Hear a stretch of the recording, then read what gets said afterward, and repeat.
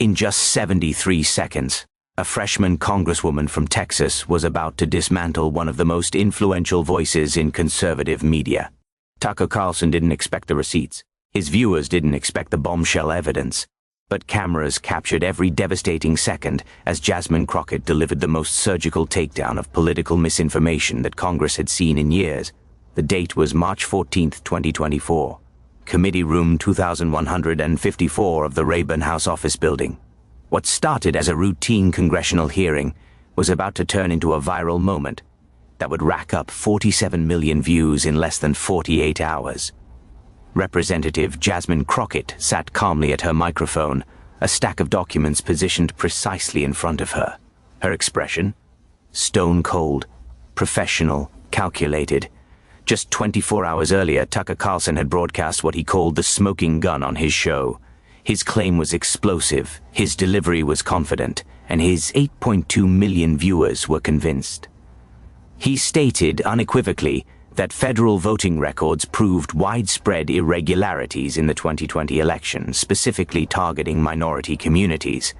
It was a bold claim, a dangerous claim, and it was about to be completely obliterated.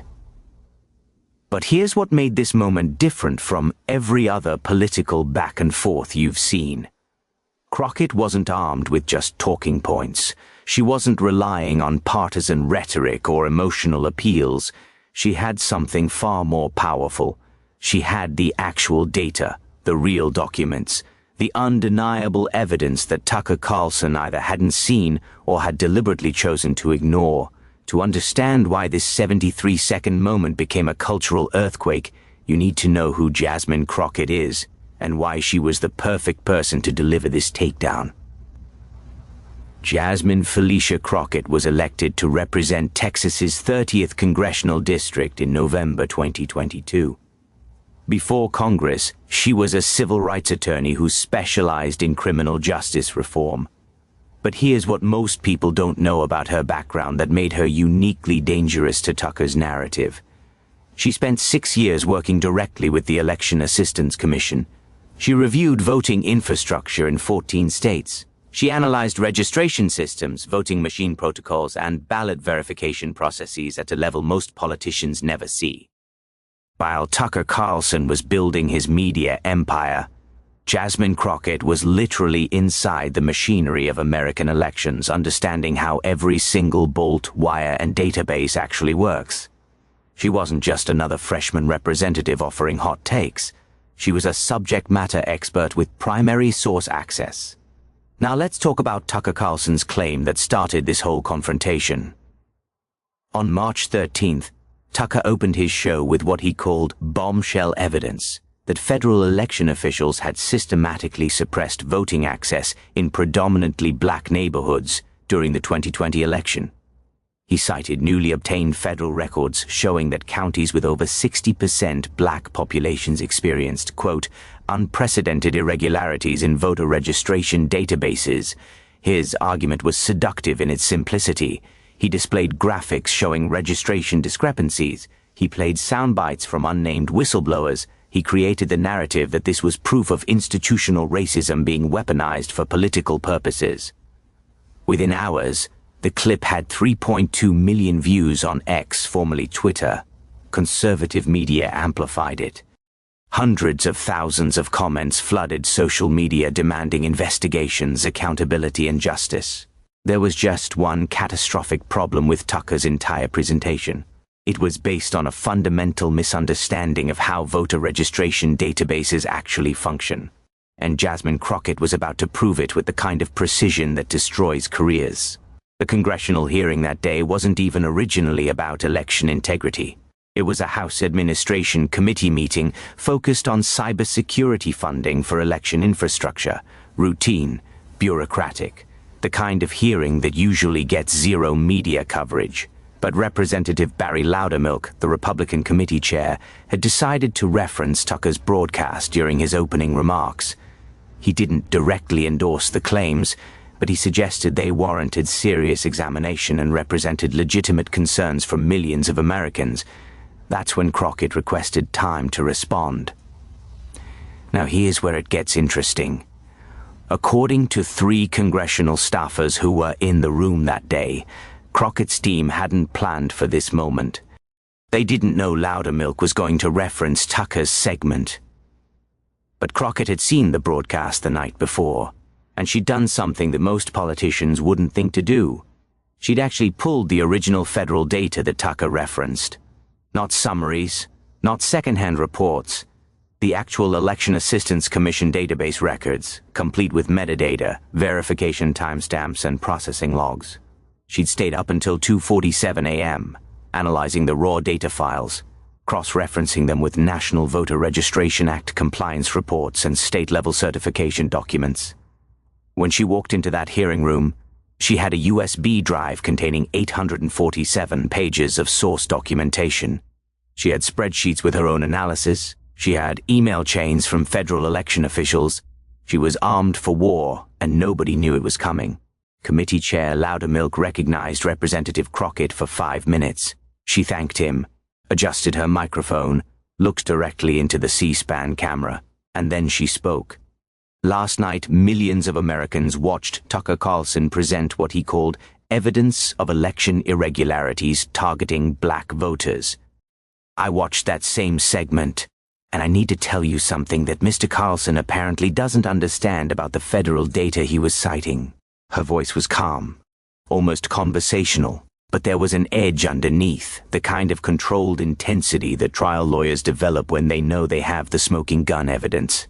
The irregularities Mr. Carlson identified aren't irregularities at all. They're standard database cleaning processes that happen in every single county in America, regardless of demographics. And I know this because I literally helped design the protocols he's misrepresenting. The room got quieter. Cameras zoomed in. Mr. Carlson showed your viewers a chart claiming that majority black counties had 23% more registration anomalies than majority white counties.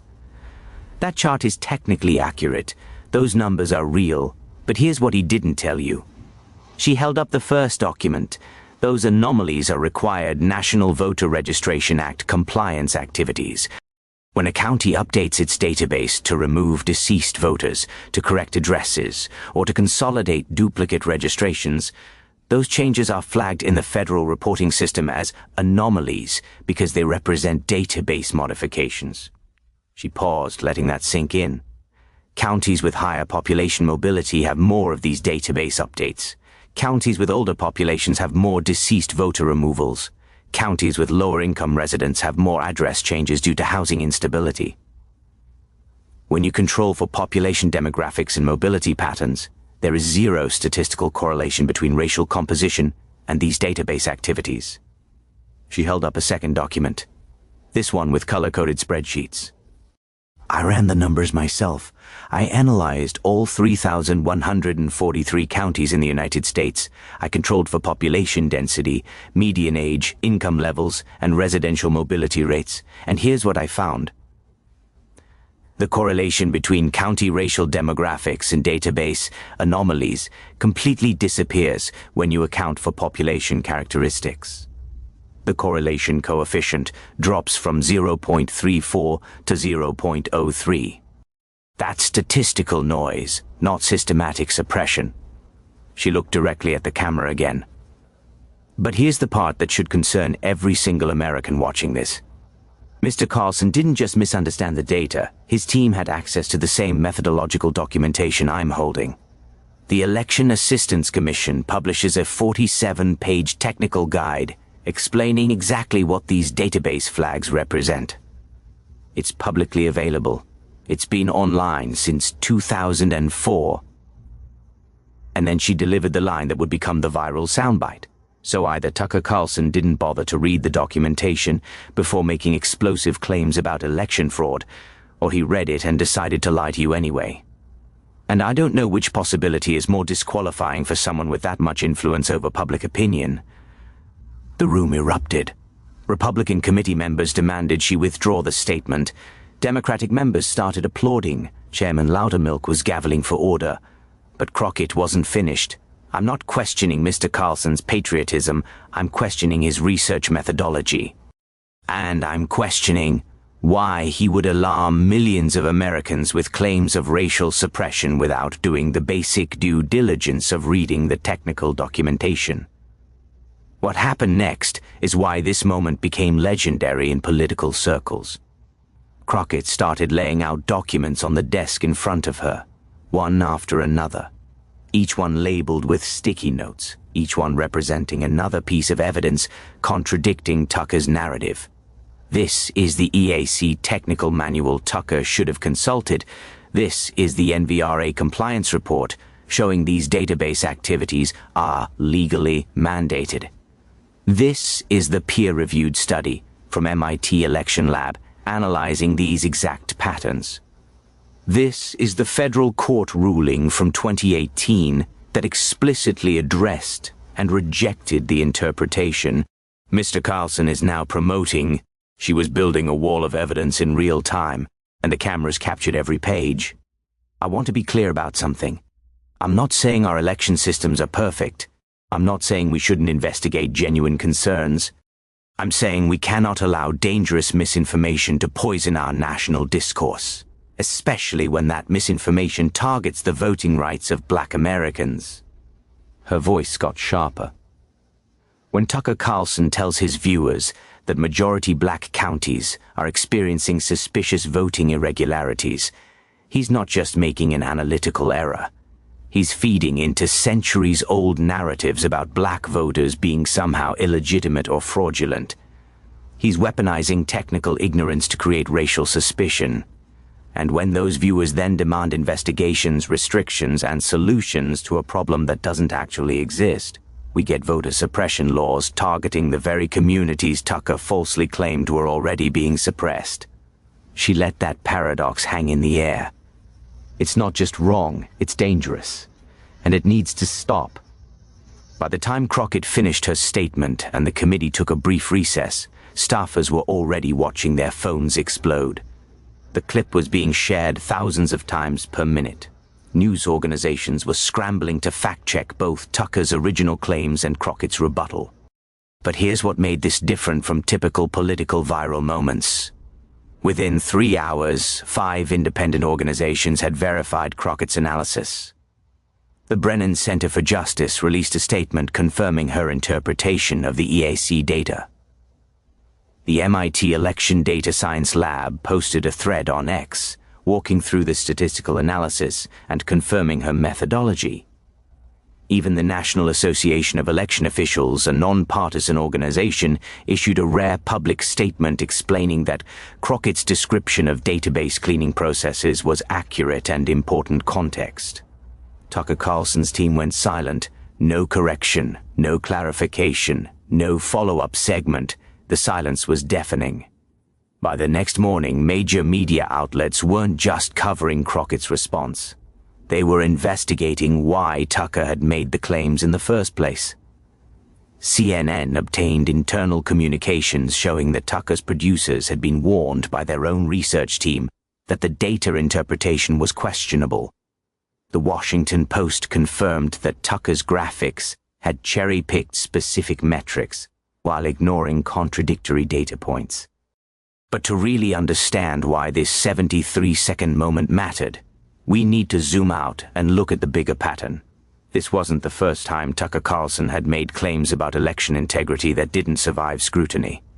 In 2021, he promoted theories about voting machines that resulted in a $787 million defamation settlement for Fox News. In 2022, he cited expert analysis about mail-in ballot fraud that was later debunked by the very expert he claimed to be quoting. In 2023, he broadcast claims about non-citizen voting that were contradicted by federal data and resulted in multiple fact-check articles. The pattern was clear. Tucker built narratives that sounded plausible, used selective data to support them, and relied on his audience's trust rather than rigorous verification. And it had worked. For years it had worked, until Jasmine Crockett decided it wouldn't work anymore. What made her approach so devastating wasn't just that she had better data. It was that she had the expertise to explain why Tucker's data was misleading, the communication skills to make that explanation accessible to regular viewers, and the strategic intelligence to deliver it all in a format that would go viral. She didn't just win the argument, she changed the conversation. Within 72 hours, Tucker Gets Destroyed was trending across multiple platforms. The clip had been viewed 47 million times. Late-night comedy shows were playing it. Political science professors were assigning it in their classes as an example of how to effectively counter misinformation. But the real impact was happening in places you wouldn't expect. Election officials from 23 states contacted Crockett's office, thanking her for explaining their work. They said her 73-second explanation had done more to educate the public about election administration than years of their own communication efforts. Journalism schools started using the moment as a case study in why technical literacy matters for reporters covering complex policy issues. Fact-checking organizations reported that citations of Tucker's original claim dropped by 68% after Crockett's rebuttal, a level of effectiveness they'd never seen from a political response. Even some conservative commentators acknowledged that Tucker had made an error. Ben Shapiro tweeted, "If you're going to make claims about election data, you need to understand election data." This one's on Tucker. Megyn Kelly said on her show, "I hate to say it, but the Congresswoman was right. Those database flags are standard operations, not evidence of fraud." The moment had transcended partisan lines because it wasn't really about partisan politics. It was about truth versus falsehood, expertise versus speculation, evidence versus narrative. Of course, not everyone was convinced. Within days, some conservative media figures were accusing Crockett of being part of an establishment cover-up. They claimed she was using bureaucratic jargon to obscure real problems. They said her statistical analysis was designed to confuse people rather than inform them. Steve Bannon dedicated a segment of his podcast to attacking Crockett, calling her a deep state operative trying to silence legitimate questions about election integrity.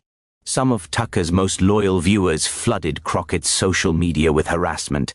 They accused her of lying, of fabricating documents, of being a puppet of Democrats trying to discredit conservative voices. But here's the thing about evidence-based arguments. They're remarkably durable. When internet sleuths tried to find flaws in Crockett's analysis, they couldn't. The documents she cited were all publicly available and verifiable.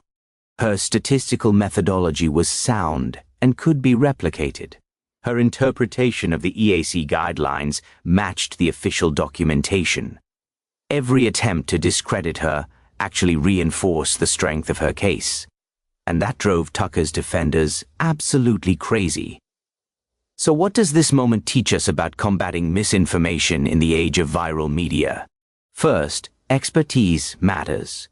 Crockett wasn't just another politician offering hot takes. She had direct professional experience with the systems she was discussing. That credibility gave her arguments weight that generic partisan responses would never have. Second, evidence needs to be specific and accessible. Crockett didn't just say Tucker is wrong. She showed exactly why he was wrong, using documents people could verify themselves, explained in language that didn't require an advanced degree to understand. Third, timing and delivery are crucial. Crockett delivered her rebuttal quickly, before Tucker's narrative could fully cement itself in public consciousness. And she delivered it with the kind of controlled intensity that commanded attention without seeming unhinged or overly emotional. Fourth, you can't just debunk the false claim. You need to explain why it's dangerous. Crockett didn't just correct Tucker's data interpretation. She connected it to larger patterns of racial fear-mongering and voter suppression. She made people understand the stakes. But perhaps most importantly, she demonstrated something that's often forgotten in our polarized political environment. It's possible to be both passionate and precise, to be both morally urgent and intellectually rigorous, to care deeply about truth without sacrificing nuance. What most people don't know about this moment is what it cost Jasmine Crockett personally. In the weeks after her viral takedown of Tucker Carlson, Crockett received death threats serious enough that Capitol Police increased her security detail. Her office was flooded with hostile phone calls, many containing racial slurs and violent imagery. Her personal social media accounts were targeted by coordinated harassment campaigns. Some threatened her family, others made specific threats about confronting her at public events in her district. This is the reality for public figures who challenge powerful media narratives, especially women of color who dare to speak with authority and expertise. But Crockett didn't back down. In an interview with the Texas Tribune 2 weeks after the hearing, she was asked if she regretted the confrontation. Her answer was simple: "I regret that it was necessary, but I don't regret doing it." She explained that remaining silent in the face of dangerous misinformation isn't neutrality, it's complicity. That people with expertise have a responsibility to speak up, even when it's uncomfortable or risky. If I have the knowledge to correct something that's hurting people, and I stay quiet because I'm worried about my own comfort, then what am I even doing in Congress? One of the most telling aspects of this entire controversy is what Tucker Carlson didn't do. He never addressed Crockett's rebuttal on his show. He never issued a correction. He never invited her on for a debate. He simply moved on to other topics, as if the entire controversy had never happened. This is a common strategy when faced with devastating fact checks. Ignore them and hope your audience forgets. And for Tucker's core audience, many of whom never saw Crockett's response, it probably worked. They still believe his original reporting was accurate, and that any pushback is just partisan noise. But for the broader public, Tucker's silence was its own kind of answer. It confirmed that he couldn't defend his claims when challenged by someone with actual expertise. Some media analysts have argued that Tucker's silence was strategic, that engaging with Crockett would only amplify her message to his audience. That's probably true, but it's also an admission that he couldn't win the argument on the merits.